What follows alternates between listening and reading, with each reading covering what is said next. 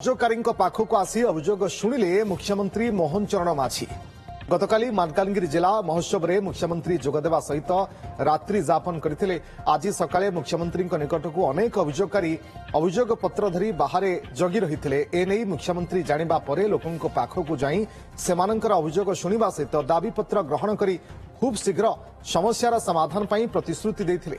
मुख्यमंत्री एभली पदक्षेप को स्थानीय बासिंदा प्रशंसा करिसेंती।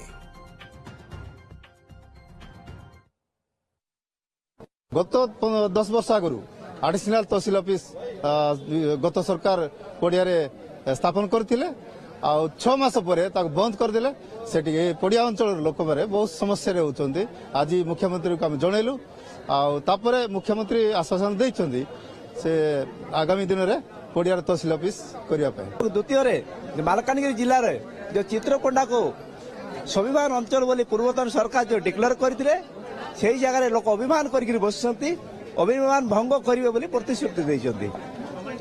आउ गोटे छोट दाबी थी आम मालकानगिरी जिलार बंगाली समाज तरफ आमर जो 216 गोटी गाँव अच्छी से गाँ गुड़ा रेवेन्यू ग्राम करा जाऊ। द्वितीय गाँव जो ना अच्छी एमबी बोली जो गाँ गुड़ा अच्छी जो गुड़ा गोटे कैदी नंबर बोली लगुला से नंबर गुड़ा को उच्छेद कर नारे प्रकाश करा सार निश्चित भाव में दाबी को पूरण करेंगे।